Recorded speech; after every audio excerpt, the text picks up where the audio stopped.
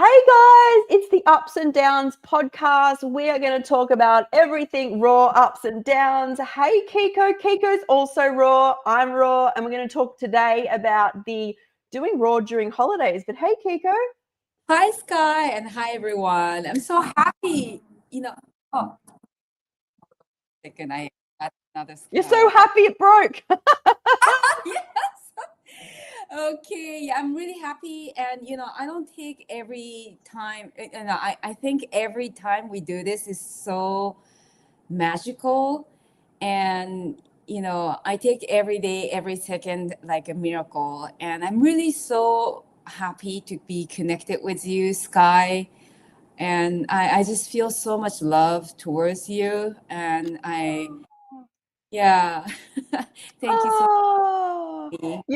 I do as well. Like it's such a huge part of my life now, connecting with everybody online, and I'm very close with you, and it's amazing. I love, and we're just talking about how I like to see the positivity in things, and there is a huge positive aspect to social media. Like as I said last week, I felt when I was, I had to stop social media as I got my health back. And I was really lost without my friends. And that's not just jumping on here, but that's even in chat. It's commenting and getting in conversation. So there is like this really beautiful aspect that we can connect like this and with everybody watching. Yes, yeah, our audience are fantastic, and I'm really grateful. Hi, JJ. Hey, JJ. So You know, the yeah, topic today is how to do raw during the holidays. yeah. I think you have so much to share because you're very close to family, right? For me, my family member was not respecting. How do I say? I basically cut my family line uh, because they were not respecting me in general, not just the diet. And whenever we have a family gathering, they don't understand, you know, my decision.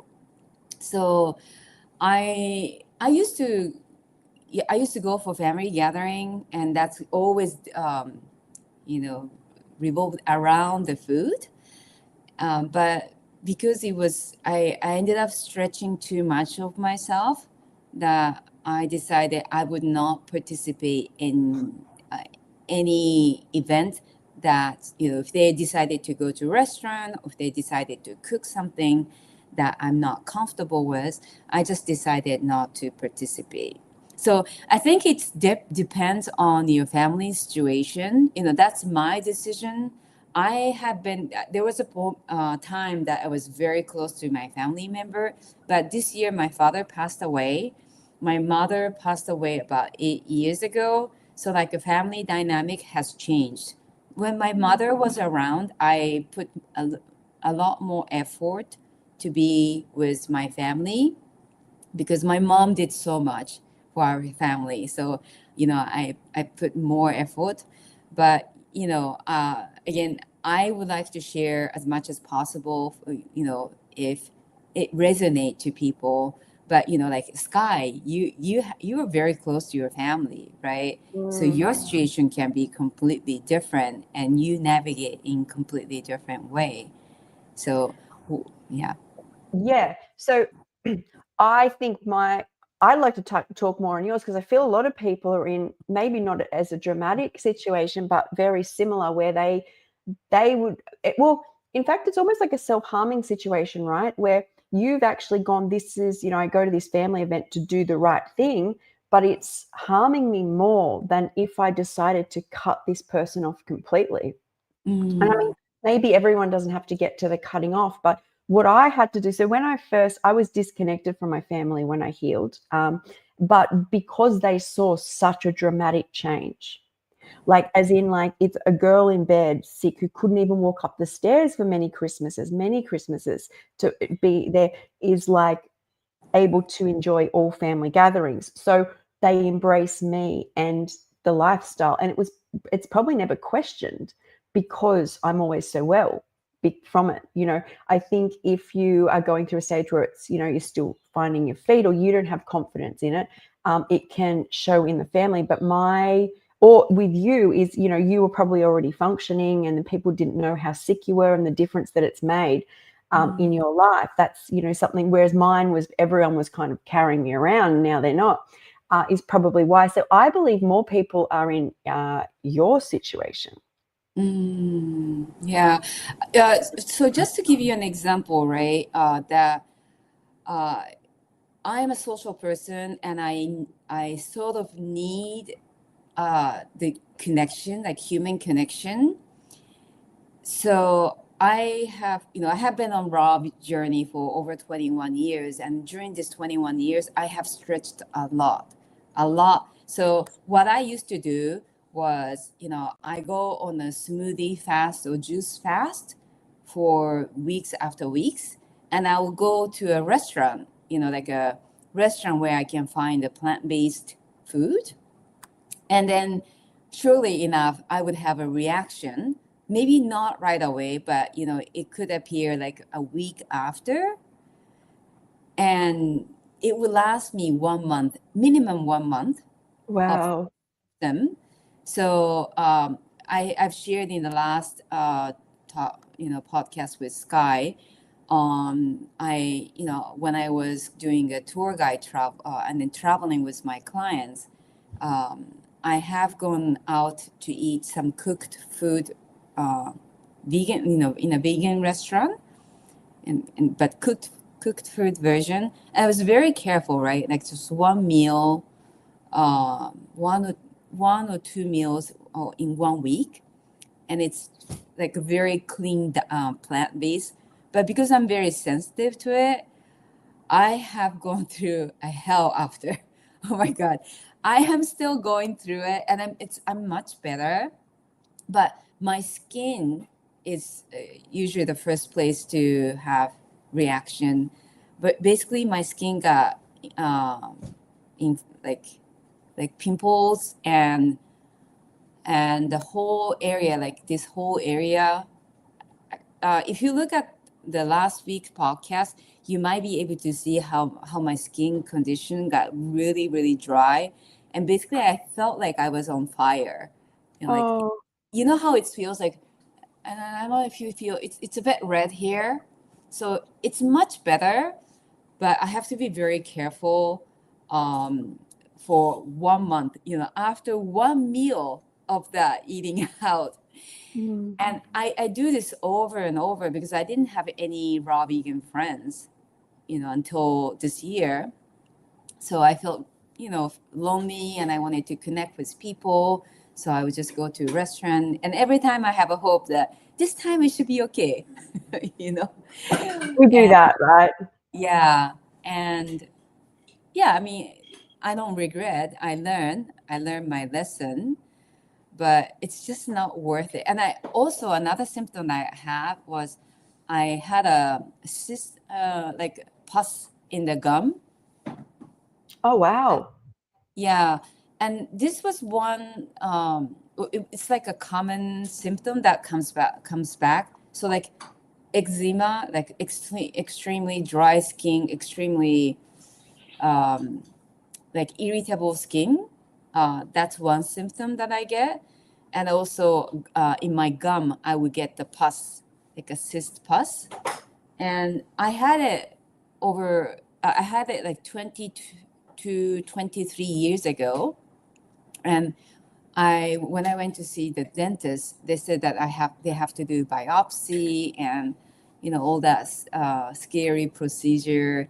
And I've learned that if as long as I stay on a clean raw vegan diet, it just goes away on its own. And I had it like 3 weeks ago on my gum here, Mm. and started it just started to go up, and yesterday the pus went out. It just was, Oh. oh my God, it was gross. But I knew, I knew as long as I stay on this clean diet, and it takes time. Again, for me, it's usually 1 month on either on the smoothie or juice cleanse, and Mm. then 1 month it would be on the stable state. So I know what I have to go through on one meal out with social gathering. And I don't think anyone wants me to go through, and anyone who loves me and cares about me wants Yeah. to go through that. So sometimes I would have to share that story for them to understand, because it's very difficult to understand, people who can go out on a, eat on a McDonald's meals and they're completely fine, at least on the superficial, they don't have any reaction right away. So they might Mm. not understand what I'm going through. So I might share that story. Yeah, and I think you brought up a valid point is yes, just say you go out for Christmas and you're new to this and you eat bad and then you get arthritis symptoms back or you get migraine symptoms back. Hopefully you learn, right? Just say then you go out again and you get the same symptoms. You Mhm. have to get to a point where on Christmas Day or Thanksgiving or leading up to the holidays, you look at that meal and say, if I eat that, it equals arthritis. If I eat that, it equals an ulcer or a pustule in my mouth. And I think that is so important because it's your journey and you have to know why you're staying raw. And yes, each person can explain it differently, but the learning is a good thing. Don't beat yourself up when you eat something and you get a symptom and you're like, I shouldn't have done it. Yeah, well, you've learned. You can't go back now. And you have to get to a point where, and that's why I do what I do, right? Is in the moment the food can become and the social situation can become so tempting because it seems familiar. I've done like 40 Christmases, well, many of them in bed, but many Christmases where it's familiar to open presents, have, hot chocolate, have all these foods which don't serve me, and it makes you connect to people. But is it worth experiencing that? Because remember, by the nighttime, everyone will be going home, everyone will feel stuffed. Is it worth those 4 hours or even that mouthful of food to have your arthritis back or to have your migraine back? And it's not about getting angry at the world for making these foods. It's about your journey and you taking responsibility that, Bob next to you is not going to get the migraine. It's his journey. He can eat it in front of you. That's fine. I think and I think it's really important, and that's what I had to learn to do. One of the key moments of choosing a raw diet was me going, Sky, out of all the times you've been cut open, all the times you've laid there screaming, all the medications coming on, getting constipated and sick from medications, ending up back in hospital, coming off medications, could it possibly be ever that eating only fresh food and feeling sometimes, that this is not fair, is that feeling not fair even comparable to the suffering you've been through? Like and in all my cloudiness, my FND, my psychiatric, my dissociation, that was very apparent that I was suffering then. Is like feeling uncomfortable around in a social situation or eating foods different or not having a stimulating taste were like it's not never it has never me being raw has never reached the uncomfortableness of my suffering. And I do think that's a telltale sign when people switch over to raw is where their life they just don't want to feel that suffering anymore.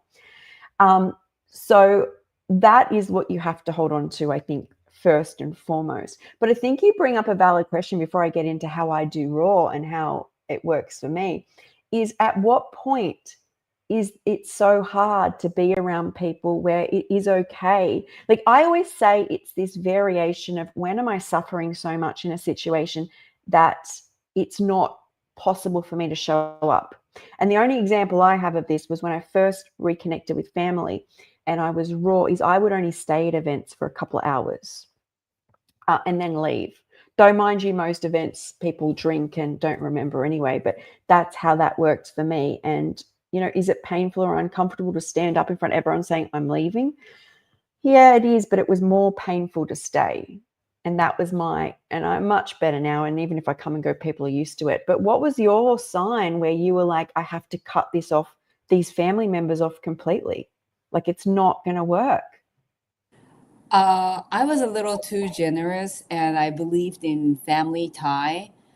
And so last year, I've shared quite a few times, I almost died, right? Because Mm. believed in this pure diet would cure, because I had, I stayed mostly on raw and high raw for over 21 years. But as I mentioned, I would stretch to be with someone, to be able to connect. And I thought that I could only do it if I stretch myself eating the same kind of food they would eat, right? So I've done that. And then last year, I've done for last 2 3 years, like I've been going through like a water fast and juice fast, and trying to see if I can cure everything I have with pure diet, right? And then I didn't want to take any kind of medicine. And then I ended up bleeding so much. I have adenomyosis. So like uterus wall is very thick, that caused me to have a very heavy period. And then I ended up losing so much last year that I almost died. And I was in the emergency room, and there was like a family fiasco going.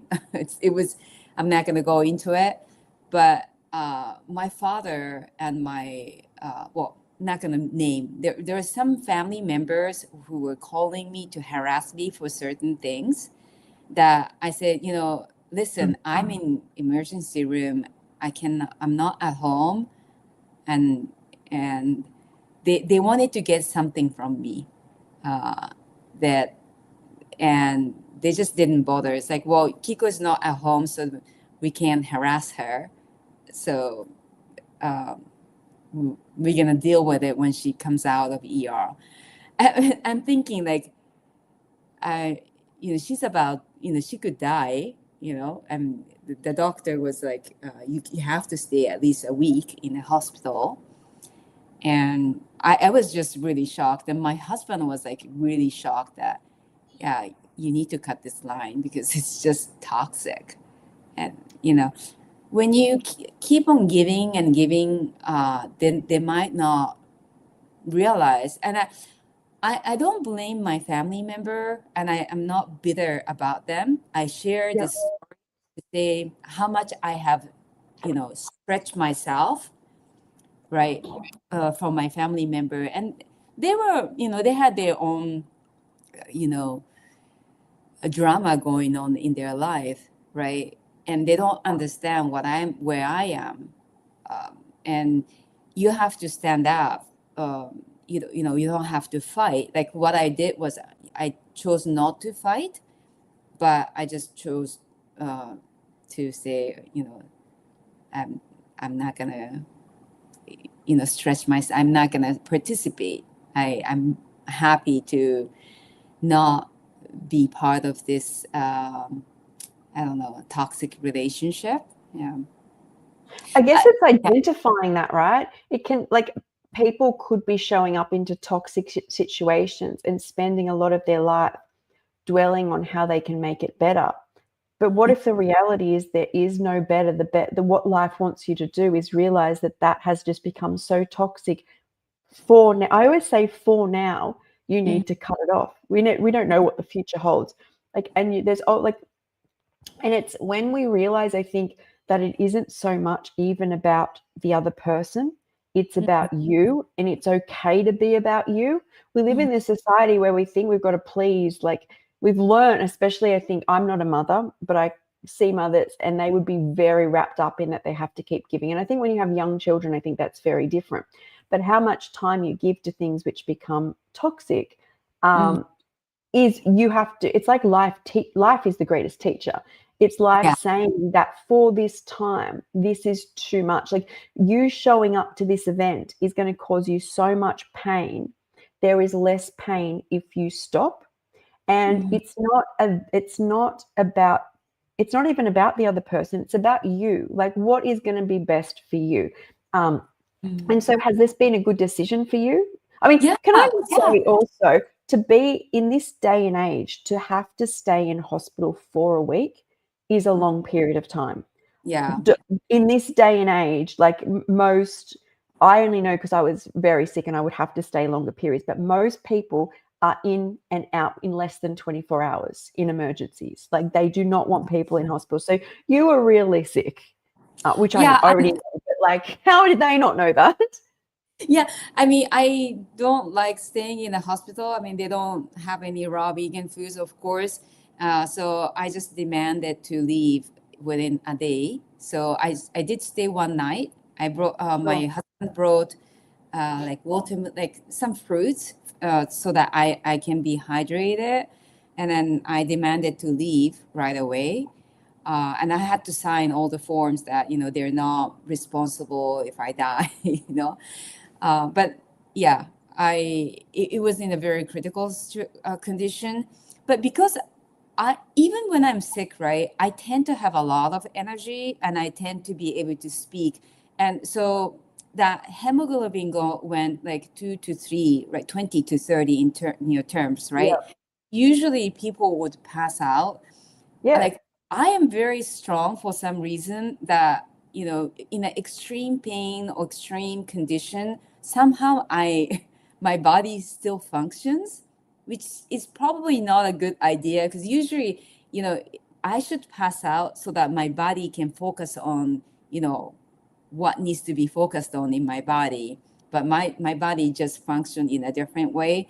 So even if I'm really sick, people don't see it. I can still talk. I can still make, rather logical decision. So Mm. people don't get it. So again, it was an amazing, fantastic. It was a great decision for me to sort of cut the family line. We are still going through some things that I need to communicate with my family, but I would never, not I don't contact them on, you know, from my side. We're just dealing with my father's passing, so just some paperwork. But other than that, like we never had any, good connection. Like they never understood me or they never tried to understand me. But it was a great decision because I'm not resentful now because I'm not constantly dealing with their drama. So I have my base that if I, for, some paperwork that I have to go through, I'm much more grounded. I'm not angry towards them, right? So, Yeah. I think also when you first go raw, you you have no buffers. Your body has not learnt to naturally protect you from, I would say, emotional pain. You feel everything. Like you just, and you can vent and you can, it's explosive. I believe the first year, like the first 10 months of being raw is like this. And they feel like it stays for about 2 years where you haven't learnt to process without things like, well, medications, stimulating food, things like coffee, excessive amounts of caffeine, even salt to stimulate, like all these things which were regulating you and you didn't know you were doing. So you get these emotions and you'd have behaviors which would like compensate. So you're basically numb. So when you're 20 years in and you start making these decisions, you'd be much more sure and confident of mhm, yourself. Um, mhm, but that, like, to me, that's even more what people newer are going to probably be watching this, who are newer to raw and want to know how you do things. And my greatest suggestion is like what I did is that but I had been away from society for a long period of time. I could not cope being in these situations for very long, which wasn't too hard in my social situations. And a lot of people are in similar situations to me. A lot of people who find raw have been very sick. So then it might be a bit better and now able to attend a family event. mhm, Um, if you decide to go, I would, even if you're new to this, make it known that it's okay to walk outside and take a break. It's mhm, very, like, you are very around like all your old habits. So if that's too much, like, you can walk away. I find at social events, it's still a celebratory time of the year. So I don't think it's that bad to eat like in a celebratory way. So how I eat on my birthday, our raw parties, not even so much on the raw parties, but like Christmas or Easter or something is I want to make raw treats. I want to make more like gourmet raw. And that is like a celebratory thing. It also helps me stay raw. It's also mindful that I'm living. And this is very different from like the cleansing phase where I've been in, where you're really pulling back and you're doing more fruit and juices. Is Mm. what is your reality going to look like for the rest of your life? Are you just going to juice through Christmas Day for the next 30, 40 years? That's not reality. Like the reality is you want to make it a new way. And that's exciting, right? And Yeah. like that is exciting. And Christmas for me, it's for example, is very unique because we are in summer. Mm. So growing up, I know like a lot of people were children growing up in winter and snowing and things, and they were indoors. So a huge part of it was probably their, what is it called? Eggnog and Mm. their chocolatey treats and their dense dinners, right? To warm them up. We were outside swimming. We had slip and slides. We were sliding down hills. We did not want to come inside. If we did, we would barely eat. In fact, you see most Australian Christmases, there's a lot of fruit. It's like the middle of our, I think summer solstice is like right at that time. It's the middle of our summer. We've got, sometimes there's bushfires, but unfortunately, but we have a lot of salads. There's never a huge amount of meat. Most of it would be cold meat, if any. And I was never a huge meat person anyway, but even on Christmas Day, I'd be like, I'd have a chocolate, have a half a croissant and maybe some salad growing up. So it's not, it's very different for me. It's very easy Christmas to make these treats, but to Mm. bring to fruit, like because it's so hot, like, and it's mango season. People Oh, bought wow. cherries, big watermelons, a slice on the table. It's completely different, like Oh, to what. oh, by the way, I found the Australian mango at Costco just a few days ago. That was the first time I ever saw a mango from Australia. Did you So I'm like it? yeah, I'm just waiting for it to much, I think it's still hard. So I want to wait until the best timing for that mango. So I'm really excited. Yeah, because it's usually from Mexico or was it Palestinian mango? Yeah. So. Um, so I want to comment on Koala Mama's comment in a second, but with the Australian mangoes, I've tried mangoes places like Hawaii, um, different ones in Bali, and also we went out to the markets where there was all the, I think, Thai mangoes are in season recently. I did like Mhm. a fruit tour. I still can't beat Australian mangoes. Like I think Really? oh my God, Australian mangoes. And I like them this time of the year. So by the time, like after Christmas, so into January, February, they ripen so quickly. And I've worked out with me. I know I've tried to do a lot of sweet fruit, but I work best with tang in my fruit. It's just, I Mm. think I don't have a stomach. Maybe it's just blood sugar thing, but I like sweet fruit, but with a bit of a tang. And I find like you get the mango pieces a bit firmer. They will go more sloppy and like very sweet. Mm. Mm. And even when I have persimmons, I don't like them completely soft. I like them Mm. squishy, but still a bit firm. So it's about learning, what works for you and your body. But yeah, I Yeah. hope you enjoy the mango. Oh, the best mango for me and my husband is a Miyazaki mango from Okinawa, no, south of Japan. It is the best. I also have tried Indian mango, like Yeah, I've Korean tried that. mango and all that. But yeah, I'll let you know how I like the Australian mango. Yeah. Yeah. Yeah. I wonder also how much of that is there is something sacred I should share is when mango season, I've always loved mangoes from when I was younger. When the mango season starts, even before I was a raw vegan, every bite I would have would bring on, and this is what people have to remember, the feeling just from the smell and the taste would bring on the feeling of Christmas and summer and fun. And I just want to say off the back, because I loved psychology. I studied psychology, Mm. never finished, but I loved it. And it would always remind me when I had been sick for like 15 years. And a lot of the time I didn't even open my clothes drawers anymore to get clothes out. Like someone would get them out, or they'd just be beside my bed and I put them on to go to a doctor, right? Is if I was well enough to open my drawer to, might sound like I'm jumping here, but stay with me, to get some clothes out. And you, seeing the clothes would just remind me of the process of getting sick.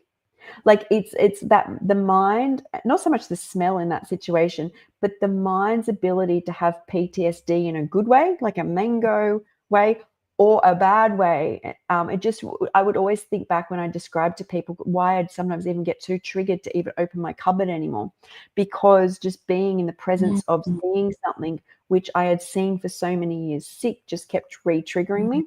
And it's kind of a huge PTSD for me was because I've been in, if you've been in hospital, you'll know that beep, beep, beep, beep, beep, beep, beep.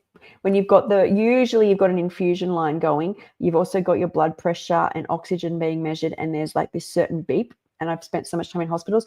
And when you go through a shopping center and they'd go beep, beep, beep, I would get, that was my worst Wow. PTSD. Or in Australia, when we go to shop, I'm jumping from mangoes across here, but that mango story always reminded me of how I could explain to people what PTSD feels like, because most people's memories are running not so much off just the event.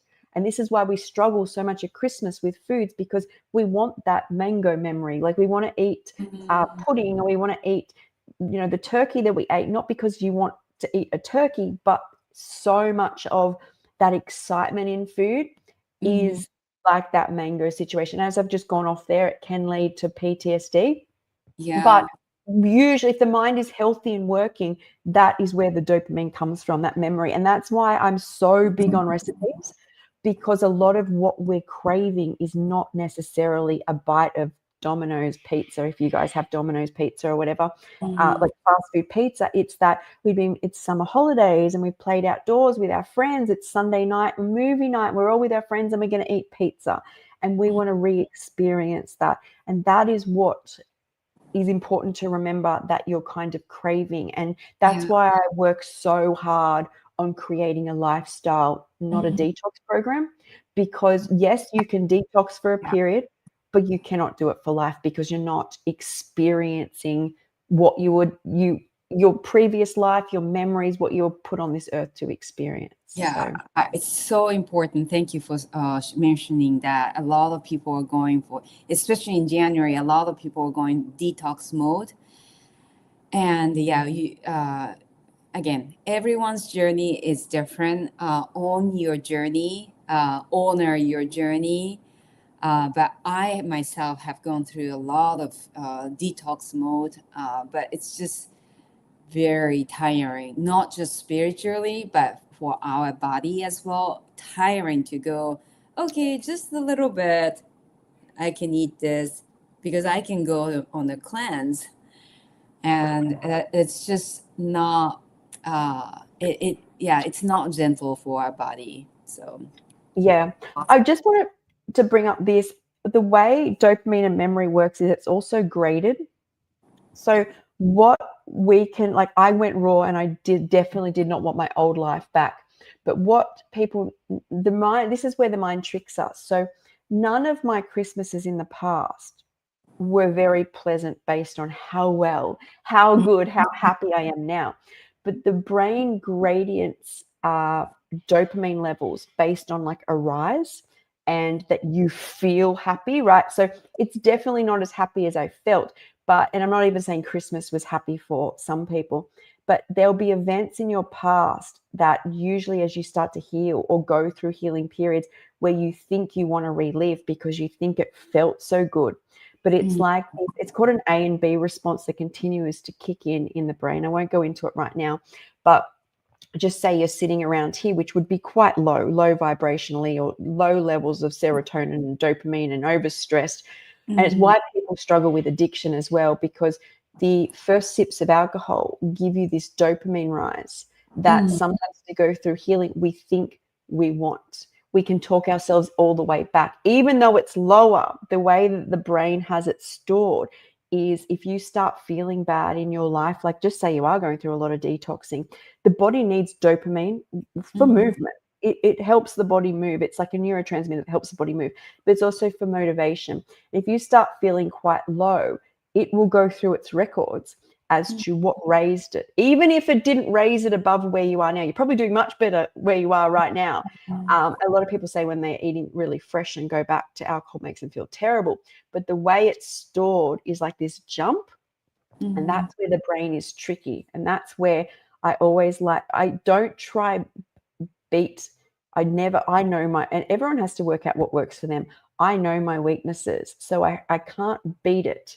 So I have to like join in on those patterns. And for me, that's a lot of recipes and making my brain think that it's doing what used to give it dopamine, which is these, I will make, even if I don't eat it on the day and I just do fruits, I will make some treats. I will make more pizzas because I have to work with, I have to work with what I know my brain will do. And I do fall into more addictive tendencies to be fair.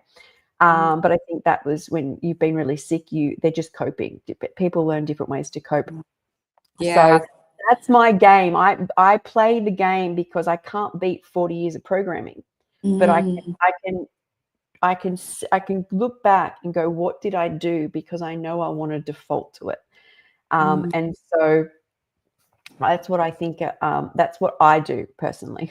Mm-hmm. Yeah, and we need, if you want to stay with this, I don't know.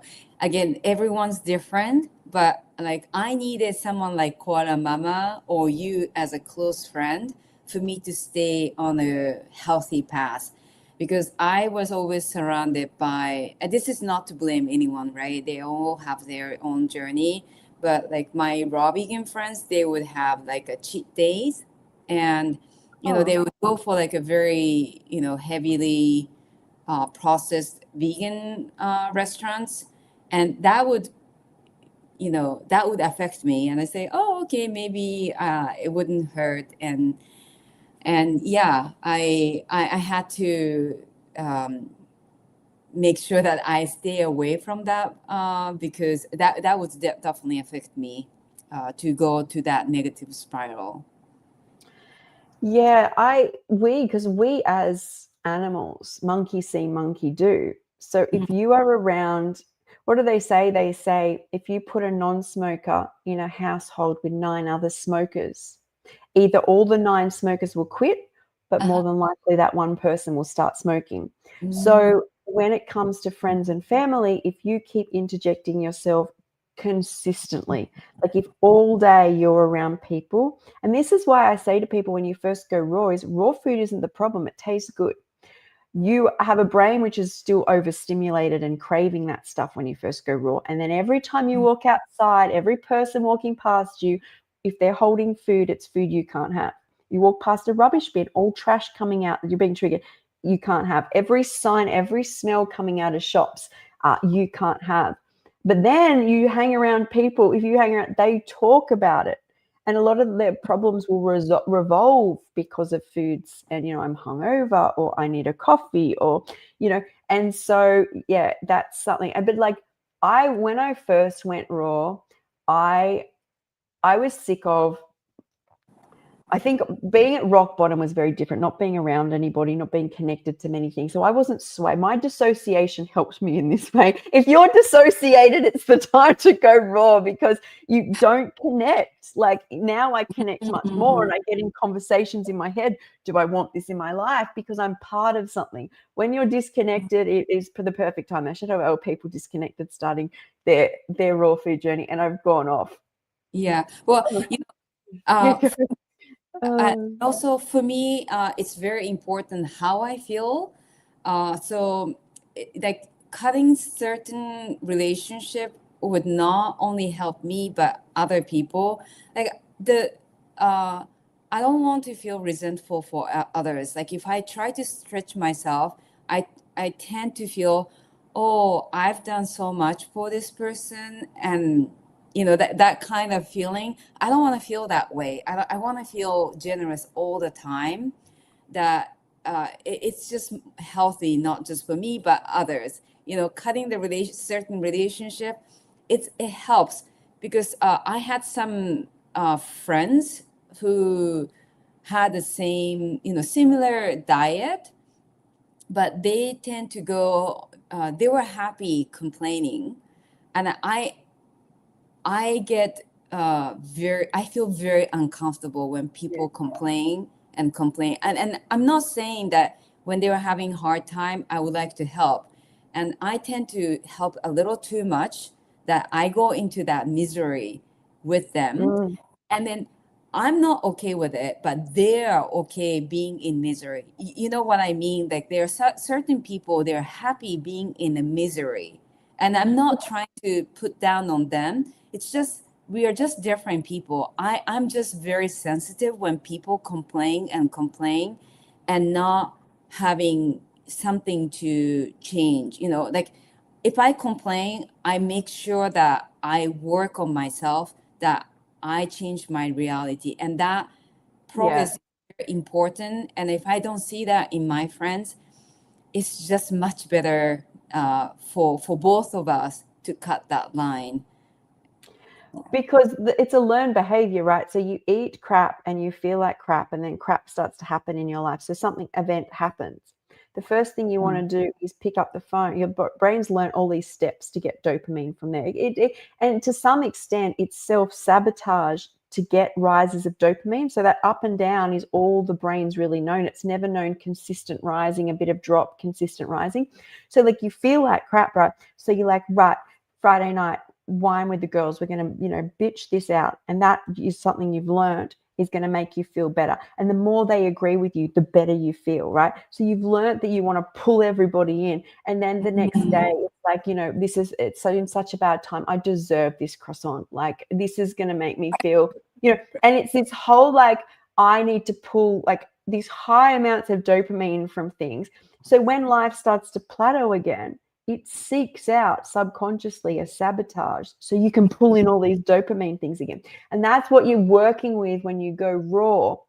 Because if you don't feel good, your brain goes back to, oh my God, what made me feel good? But the other thing I saw, and that is why it's different when I started my health journey, it's all my responsibility. Mm, Nothing to do with anybody else. It's, the world didn't do this to me. I chose this. And when I decided to make it my choice, I realized I could choose my future. And that mm, opened up my entire reality. But and I just think that's really important. I think it's yeah.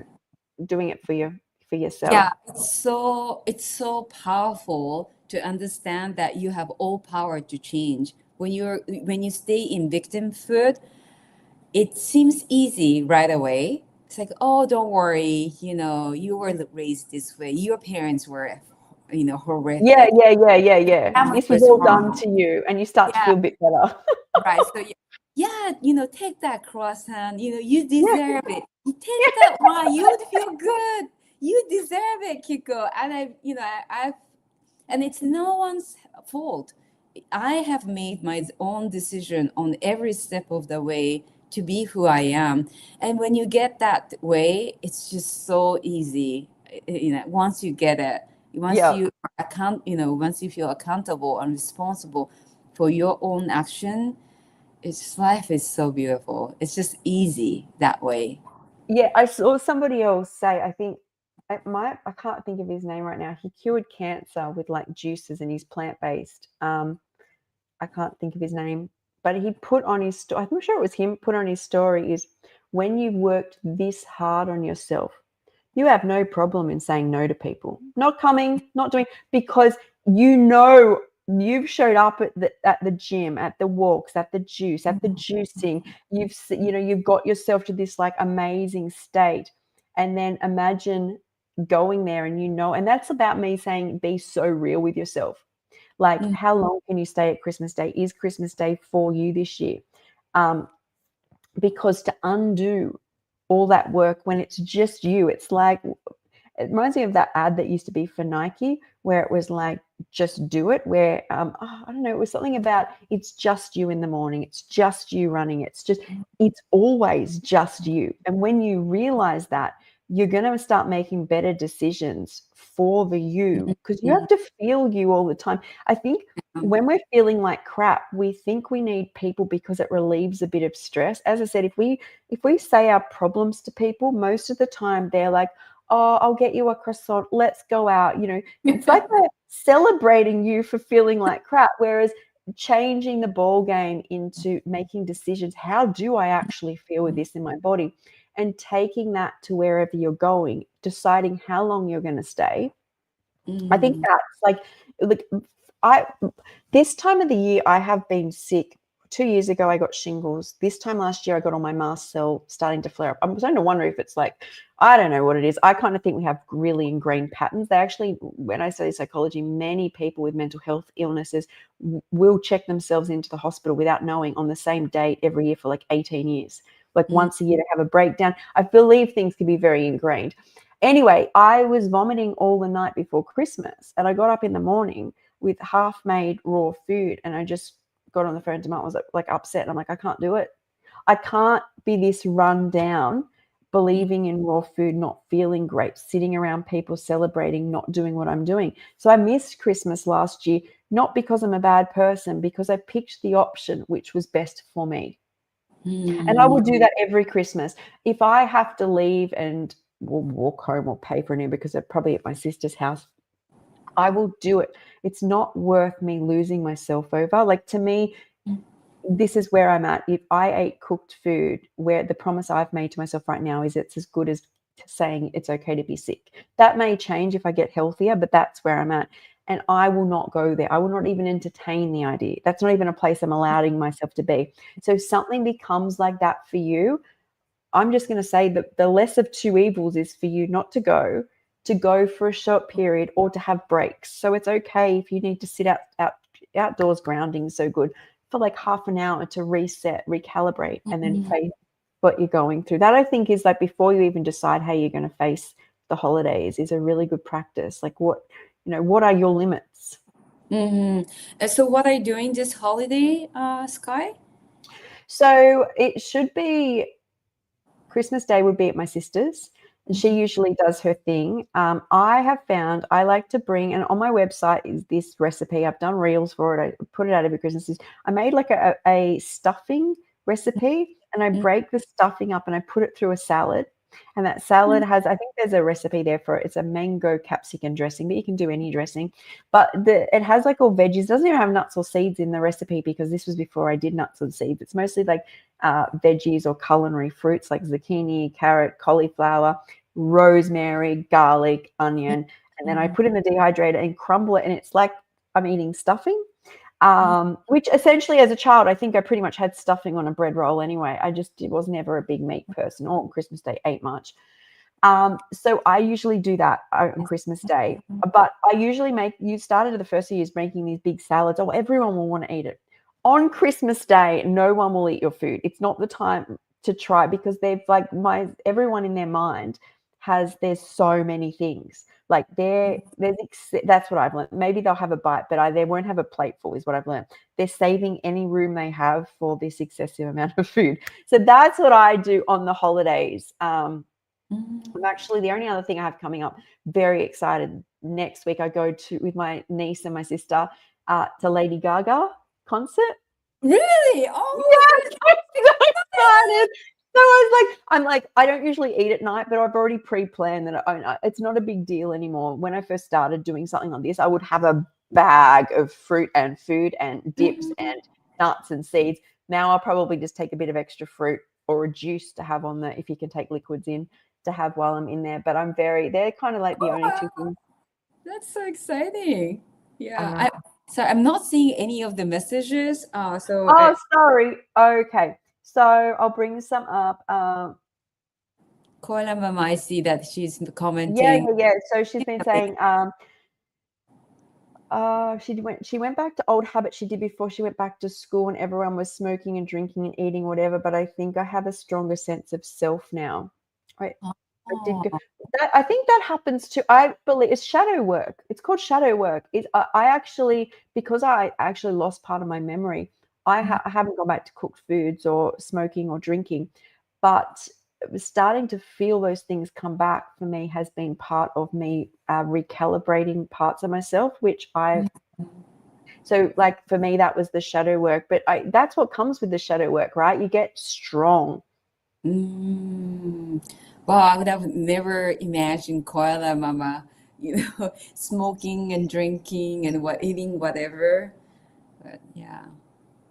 um She said, "Yes, listen to me. I hear myself voicing a complaint. I notice it. I think about it. I address it." I think that's the thing that never in my life until I became a raw foodist ever happened. Like, I literally think most things in my life I could classify away in victimhood and not be conscious of it. Like, the society that we're in is very nurturing to that everything is done to you, not as a lesson that you can learn from. Also, I think with raw foods, you feel so strong and in a clear mind and confident about being able to address these things. Whereas I think a lot of people have to stay in victimhood because they don't know how to get out. Mm. Yeah, they have the, yeah, yeah. Again, I think each person's journey is so different. Like my friend Hugo, who helped me, or who was the one to introduce me about raw vegan diet. He's very strong. Like he's very solitary person. Like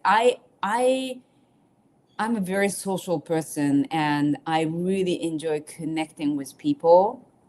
And it was very hard for me to, you know, cut certain relationship to stick with the raw vegan diet. With Hugo, he's completely okay. Like he's not he yeah, he doesn't get affected by what other people eat. He's just very content eating whatever, raw vegan diet he has. I get triggered when people eat foods that I used to eat, and I have to be very mindful to be surrounded by people like Sky and Koala Mama, and that's why this online community is fantastic. And I'm really grateful for you, Sky. Raw party. I get to participate two different kind of party, U.S. party and Europe party and women's club, and it's just so important for me to have this connection. Otherwise, even me, on this diet that I know that I could go on a negative spiral. It's very easy for me to go on this to eat on, like vegan snacks or vegan junk food if I'm surrounded by those people. Yeah. Yeah. Do you know, with what's come up for me recently, um, not that I've gone back to it, but like trying coffee again, for example, has been really important for me to learn how far away that is from who I am. And back to that, how the brain is like, you're having a bad day, you're tired. I'd stopped exercising, my toe was broken. I'm like, how bad could a oat milk latte be? Because it used to make me feel better. And that's where you realize the brain has stored that as something back then that makes you feel better. But I'm very grateful for the experience because it made me so sick. It's like Mhm. it helps me key my past together. Like, this is another thing that made me feel so sick. Like, it helps. So I think, like, if we do go back, don't be too hard. It's about, usually if you're clean enough, you can't stay there. Like, you Mhm. can't stay, you could get into a bit of a battle with yourself for a few months, but once you know how good you can actually feel. In fact, I don't know anybody who's done an extended like raw foods, or I guess there is some people who have changed over. I don't know how they were eating, but I think once you know, like, how different you feel with fresh food is completely different. Yeah, but it's Kuala Mama's comments. I love it. It's really well said. That I have also gone through, this mentality. Oh, it's okay. One time, two time. I know how to fix this problem, and I became overconfident, I think. And it's just usually it's not one time, two time for me. Yeah. It just goes many times after. Yeah, and we can do a topic talk on this because this is something which I feel, um, even to some extent, I was even trapped there. Is not that I was eating bad, but every time I started to feel a symptom, it was bad. I'm like, I'll just juice. I'll just juice. And it's like comes from that mentality where most of the time growing up, we used to eat badly and be like, it's okay, Monday, I'll start the diet. Or it's okay, like no matter what lifestyle we were doing, we always knew we could do better. And we justify trashing ourselves because now the next week we won't drink, or now we'll just, so. But that's the end of the podcast today, guys. Well, thank you. Thank you. Thank you, everybody. JJ, Koala Mama. I think I saw Barbara up there. Thanks For for joining everyone else. Yeah. So enjoy your holidays. We're here, and feel free to connect with us. And this is what I do when I didn't have any raw friends. I would just connect to people on just listen to YouTube and shower myself with people online who eat just like me. Yes, and this is why we're grateful for social media, that we have whole family out there, whole raw family. All right, guys. Love you guys. And we've got the book club this week. So, and I haven't posted the other podcasts which are coming up, but there's more podcasts, and we'll be back next week. Yay! Bye. See you soon. Bye. Thank you.